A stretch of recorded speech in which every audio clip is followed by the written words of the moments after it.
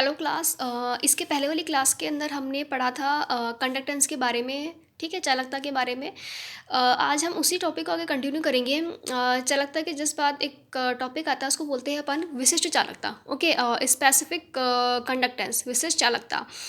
एक बार वापस से देख लेते हैं कि चालकता क्या चीज़ होती है। चालकता क्या चीज़ होती है कि कोई भी एक वायर है, ठीक है, किसी भी वायर के अंदर से जो इसके अंदर जो इलेक्ट्रॉन्स होते हैं बहुत सारे, ठीक है, ये इलेक्ट्रॉन्स जो अपना चार्ज मूव करते हैं, तो वो कितनी जल्दी फास्टली कितना चार्ज मूव कर सकते हैं, कितना जल्दी से इसकी अपने अंदर से करंट को फ्लो करवा सकते हैं, वो जो गुण कहलाता है वो चालकता कहलाता है। कि कोई किसी भी चालक के अंदर जितनी अच्छी चालकता होगी, जितना अच्छा उसमें गुण होगा कि वो करंट को फ्लो करवा सके, वो उतना ही अच्छा चालक कहलाएगा। ठीक है, जैसे सबसे बेस्ट सिल्वर होता है, चांदी। ओके, सबसे बेस्ट तो उसके अंदर कंडक्टेंस जो होती है बहुत अच्छी होती है। सबसे जैसे अगर सबसे बोले कि जो रेजिस्टिव मटेरियल होते हैं, जैसे लकड़ी है, प्लास्टिक है, पीवीसी है, ओके, इन सब के अंदर क्या होता है, ये करंट को जो फ्लो करवाने का गुण होता है वो बहुत कम होता है या फिर ना के बराबर होगा। वो अपना जो इलेक्ट्रॉन्स का जो चार्ज है वो मूव कर ही नहीं पाते हैं, इस कारण उसके अंदर चालकता बहुत कम रह जाती है। तो ये चालकता का टॉपिक के अंदर एक सब टॉपिक आता है कि स्पेसिफिक कंडक्टेंस। ठीक है, कोई चालक कितना अच्छा चालक है, इसको कैसे जस्टिफाई किया जा सकता है, किस बेसिस के ऊपर ये बोला जाता है, तो वो क्या बेस होता है कि कोई भी एक चालक का, ठीक है, कोई भी एक मटेरियल का आपको एक एरिया लेना है। कितना एरिया लेना है, 1 मीटर स्क्वायर या फिर 1 सेंटीमीटर स्क्वायर एरिया। जैसे सपोज मानते हैं कि ये इसका एक सेंटीमीटर स्क्वायर एरिया है। ठीक है, तो इस सेंटीमीटर स्क्वायर एरिया के अंदर ये कितनी चालकता रखता है, ओके, उसको बोलते हैं उस चालक की विशिष्ट चालकता, स्पेसिफिक कंडक्टेंस। ठीक है, क्या एक बार वापस से देखते हैं कि किसी भी चालक का जो 1 सेंटीमीटर स्क्वायर एरिया होगा, okay, 1 centimetre square area, area मतलब क्षेत्रफल, कि इसके अंदर जो इसकी चालकता होगी ना, उसको बोलते हैं उसकी विशिष्ट चालकता। जैसे एक टॉपिक होता है स्पेसिफिक रेजिस्टेंस का, विशिष्ट प्रतिरोधकता। ठीक है, जिसको रो बोलते हैं ना, विशिष्ट प्रतिरोधकता। उसमें क्या देखते हैं अपन कि 1 सेंटीमीटर स्क्वायर एरिया के अंदर ये कितनी प्रतिरोधकता रखता है, तो उसको क्या बोलते हैं, उसकी विशिष्ट प्रतिरोधकता। तो वैसे ही ये है कि 1 सेंटीमीटर स्क्वायर एरिया तक ये जितनी चालकता रखता है उसको बोलते हैं उसकी विशिष्ट चालकता। डेफिनेशन यहाँ पे लिखी हुई है कि 1 सेंटीमीटर स्क्वायर अनुप्रस्थ काट क्षेत्रफल की चालकता उस चालक की विशिष्ट चालकता कहलाती है। अब इसका प्रतीक है यहाँ पे, इस तरीके से इसको बनाते हैं, इसको बोलते हैं सिग्मा।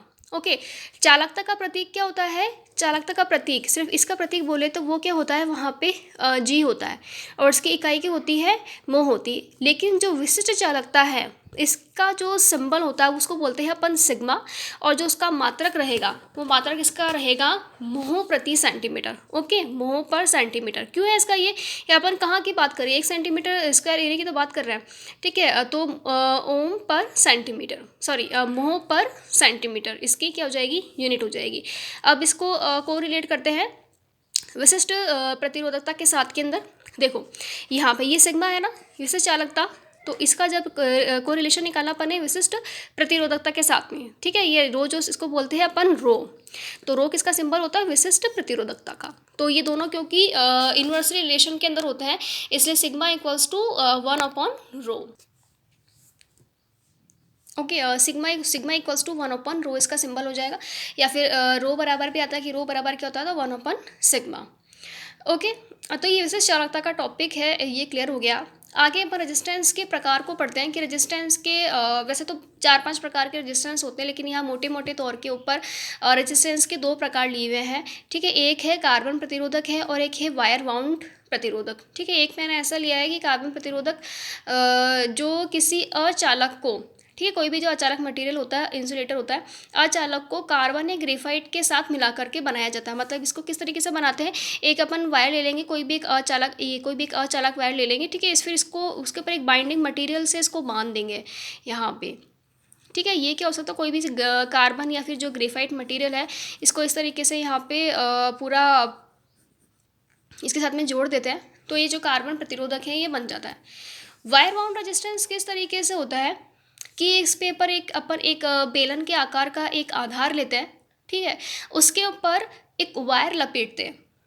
वायर कौन सा होना चाहिए, जो बिल्कुल हाईली रेजिस्टेंस हो, ठीक है, जिसका रेजिस्टेंस क्या हो, बहुत ज़्यादा होता है। ठीक है। तो वो जो कंस्ट्रक्शन बनती है उसको बोलते हैं अपन वायर बाउंड प्रतिरोधक। ठीक है। अब वो वायर जो है मटेरियल जो इस तरीके से जो लपेटा जाता है, आगे इसके डायग्राम बना रखे, देखिए आप इसको आगे बताऊंगी मैं कि जो रेजिस्टेंस वाला वायर जो लपेटा जाता है वो वायर कौन सा होता है, यूरेका या फिर मैंगनीन का होता है।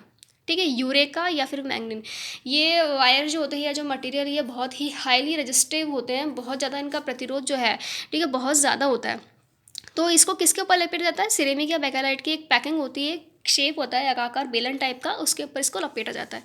देखिए यहाँ पे इसके मैंने डायग्राम बनाए हुए हैं। सबसे पहले कार्बन प्रतिरोधक है। ठीक है, इस तरीके से यहाँ पे एक वायर लिया हुआ है, इस वायर के ऊपर एक बाइंडिंग मटेरियल से इसको बांध दिया गया है। ओके। फिर इसके ऊपर ये कलर कोडिंग वाला मैंने रेजिस्टेंस लिया है कि इसके ऊपर 4 प्रकार की ये पट्टियाँ बनी हुई रहती है। ये पट्टियाँ पे किस लिए बनी हुई होती है, इसको देखकर ही पहचाना जाता है कि ये कितनी वैल्यू का है।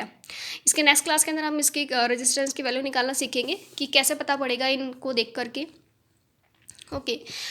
इसके अलावा और जो रेजिस्टेंस होते हैं वो भी इस तरीके से होते हैं कि जैसे एक पूरा वायर है, इसमें से निकला हुआ रहेगा और ये यहाँ पे एक ठीक है, इस तरीके से बाइंडिंग मटेरियल से इसको बांधा हुआ रहेगा पूरा इस तरीके से। फिर इसके ऊपर ये बाहर 2 तार निकले हुए रहेंगे, ये तार आपको कहीं पर भी सोल्डरिंग करके हम लगा सकते हैं। फिर इसके ऊपर यहाँ पे इसकी वैल्यू लिखी हुई रहेगी। ओके। इनकी वैल्यू रखी हुई रहेगी तो डायरेक्टली देख के पहचान सकते हैं कि हाँ ये इतने ओम का है। यहाँ पर इसको निकालना पड़ता है। देखिए इस पर ये रंगीन पट्टियाँ, ये इसकी 2 कनेक्टिंग लीड है, तो इसको क्या बोलते हैं अपन, कार्बन प्रतिरोधक। देखिए रियोस्टेट जो ये जो वायर बाउंड रेजिस्टेंस था, इसी ये रियोस्टेट के अंदर आता है, इसके अंदर आता है वायर बाउंड रेजिस्टेंस के अंदर। कि देखो यहाँ पे कि चीनी मिट्टी का एक पाइप बना हुआ है, इस पाइप के ऊपर ने खूब सारे टर्न्स दे करके इस वायर को लपेटा है। कौन सा वाला वायर है ये, प्रतिरोधक तार है, यूरेका या फिर मैग्नीन का, और ये संयोजक सिरा इसका निकाला हुआ है। तो इसको बोलते हैं अपन रियोस्टेट। ये काफ़ी जो इलेक्ट्रिकल की लैब होती है उसके अंदर काम में लिया जाता है। क्यों काम में लिया जाता है, कहीं पर भी अपन को करंट कंट्रोल करनी होती है। ठीक है, जैसे जनरेटर है, मोटर है, या कोई मशीनें जो होती हैं उनके अंदर जाने वाली जो करंट है, वो करंट क्या होती है, कंट्रोल करनी होती है। अब करंट जानते हैं अपन, करंट को कंट्रोल करने के लिए क्या काम में लिया जाता है, रेजिस्टेंस काम में लिया जाता है। तो इस रियोस्टेट को उसके सीरीज़ के अंदर जोड़ दिया जाता है। यहाँ पर एक प्रकार का ये जो सिंबॉलिक डायग्राम मैंने बनाया, यहाँ पे एक प्रकार का एक बॉक्स भी लगा हुआ रहता है। तो उस बॉक्स को मूव करा करके ये जो रेजिस्टेंस के जो वायर लगे हुए हैं ना, इसकी लेंथ कंट्रोल की जाती है। जैसे इतना है यहाँ पे, तो ये इतना ही सर्किट के अंदर आएगा, फिर बाकी वाला रेजिस्टेंस ये लेफ्ट हो जाता है, तो रेजिस्टेंस कम कनेक्ट में आ जाएगा। ज़्यादा रेजिस्टेंस चाहिए तो पूरा इस रियोस्टेट को जो शिफ्ट करा करके यहाँ पे जो बॉक्स लगा हुआ रहता है उसको यहाँ पर लेकर आएंगे। तो ये जो पूरा रेजिस्टेंस है, पूरे तार जो है वो कैलकुलेशन के अंदर आ जाते हैं। तो जितना लंबा तार होगा अपन को पता ही है कि जितना तार की लंबाई ज़्यादा होगी वहाँ पे जो रेजिस्टेंस है वो उतना ही ज़्यादा हो जाएगा, फिर करंट जो है वो उतनी ही कम हो जाएगी वहाँ पे। तो ये जो रेजिस्टेंस पूरा कांटेक्ट में आएगा तो करंट जो आपकी बिल्कुल कम हो जाएगी। तो इस तरीके से करंट को कंट्रोल करने के लिए काम में आता है ये रियोस्टेट।